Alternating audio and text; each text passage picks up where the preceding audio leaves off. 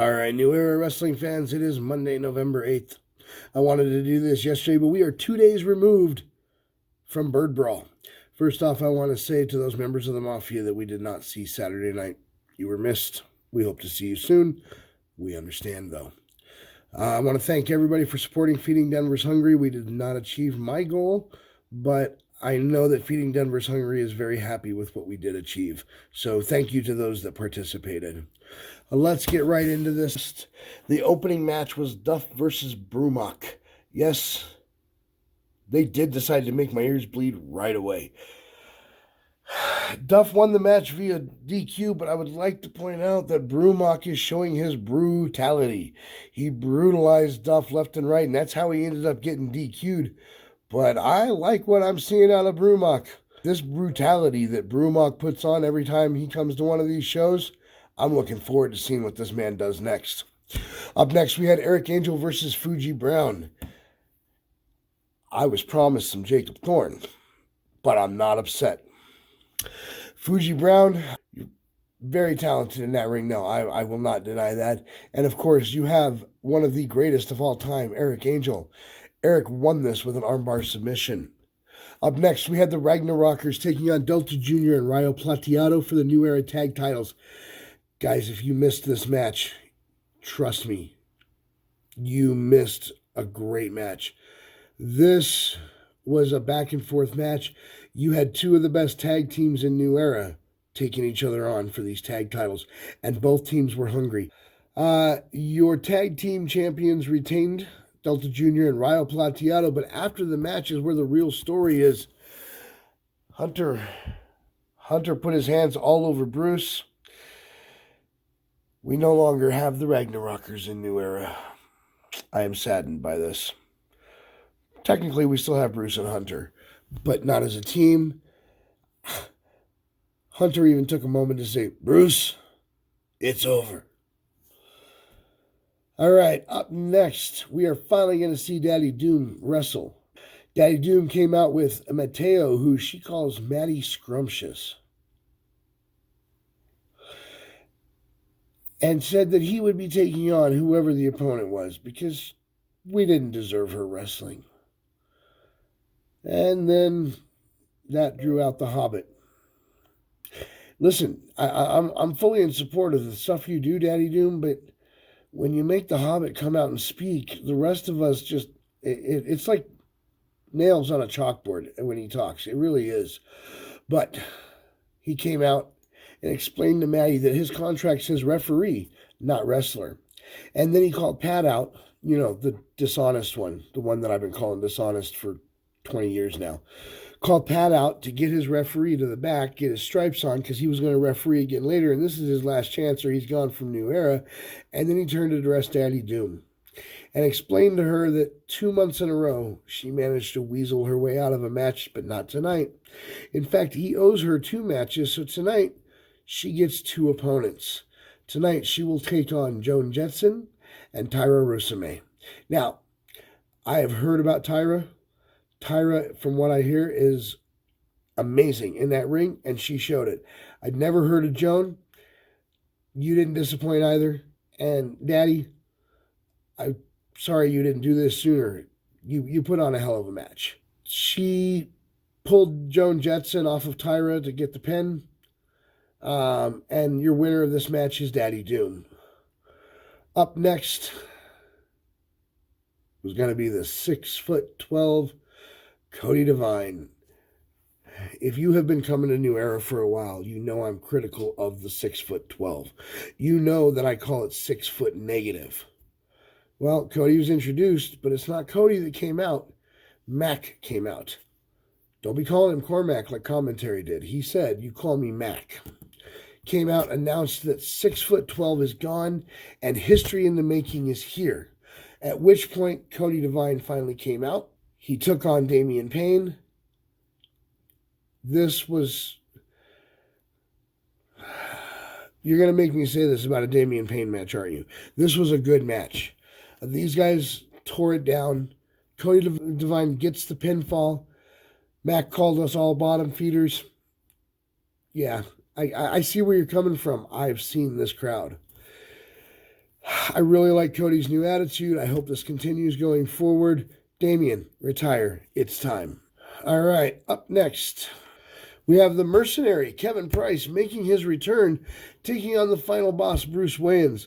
Hey, there was no henchman tonight, but Bruce Wayans doesn't really need to have henchmen, apparently. The mercenary is one of my favorite guys in that ring. You guys know we got nothing but love for Vanity Inc. Bruce Wayans ends up taking this via pinfall. Hey, Kevin, we're glad to see you back. Sorry you had to lose. Up next, we had the 5280 Championship. The Bearded Lady versus Jason Knoll. What can I say about this match that will not get me in trouble with Facebook censors? Hey, you guys did a hell of a match. Nate at one point said, looks like the beauty is taming this beast. We're not going there, Nate. We are not going there. Because that means we have to decide which one of these is the beauty and which one is the beast. No, you are not putting that on me, Nate. We did see a bottom rope pedigree. That was a thing of beauty. But at the end of the day, Jason Knoll is still your 5280 champion via pinfall. Now, before we get into the main event, there was an announcement from the commentary table. We have a VIP guest. And before anybody doubts me on this, Danger Dean is a VIP. He is a legend in Colorado wrestling. He is one of the best champions in Colorado you will ever meet. Yes, he's former. I know. Don't correct me on that. Danger Dean will be joining for commentary for this main event. We'll get to something he said here in a few minutes. All right, we have your main event of the evening. Joey Kincaid came out with the Quack, and his partner is the Colorado Kingpin, Jason. They will be taking on 10 out of 10 Logan and the Human Wrecking Ball, Jun Soo. Now, if you're like me, you're a fan of Joey Kincaid, you're a fan of the Colorado Kingpin, but you are absolutely hoping that Jun Soo gets his hands on the Quack and hits him with some chops at some point. Quack, your days are coming. I promise you that. There's a couple things during this match that I'd like to point out. First off, did any of you know that Logan is afraid of heights? I did not. Not until this match took place. Danger Dean, you are a legend in this industry. But I got to talk about something you said during the match. Jun Soo is pulling Jason's hair.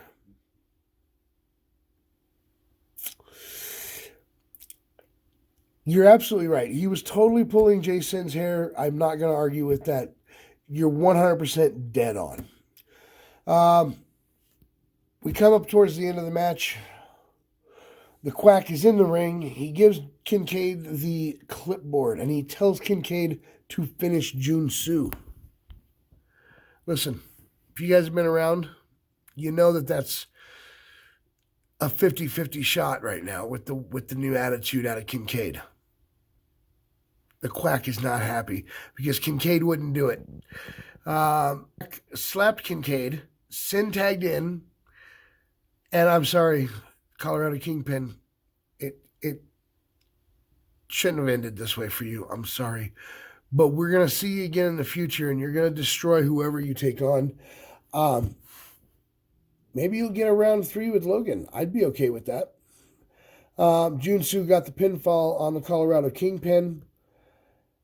And then the Hobbit came back. Listen, guys, I'm not kidding. Every time you draw this guy out, it's almost worse than Duff Doyle's entrance music. This is not a joke. You know, when that man starts talking on the microphone, I put in the earplugs because he announced that he also gets to book matches around here. And next month, we will see Joey Kincaid defend his title against the Human Wrecking Ball, Jun Soo. Ladies and gentlemen, this is what this whole thing has been building to. We are going to finally see Kincaid and Jun Soo bring the house down, and I am there for it.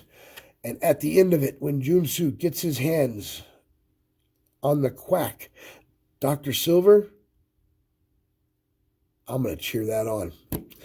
All right, guys, let's talk about the match of the night. We had so many options here. In fact, early on, I really thought that the tag title match was going to get you the match of the night. Guys, Kincaid, Jason, Logan, Junsu, that match, that is your match of the night. Your new era wrestler of the month. Guys, this is a tough decision. You got to understand the position that I'm in every time I got to make a pick on this. It was a lot easier when I had Brother George and Brother Ralph saying, hey, I suggest this guy or I suggest this guy. And then I go, yeah, I'm good with that. When I'm the one making the decision, you guys all did a hell of a job this month. This is not easy, but I am going with Cody Devine and his new attitude. It was great watching him beat up the old man who should be retired anyway. And Cody, you were on your A game. It showed through. Mac, I look forward to more out of you in the future. One last thing to award, guys, and I'm out of here. That is the Max Magius Referee of the Month. I thought long and hard about this because, we had options this month. Mateo came back. He had to referee a match, and he actually did a pretty good job. Then you had Dishonest Pat out there. You had the new guy who I did not know the name of until after the show. His name is Skylar. Skylar was phenomenal.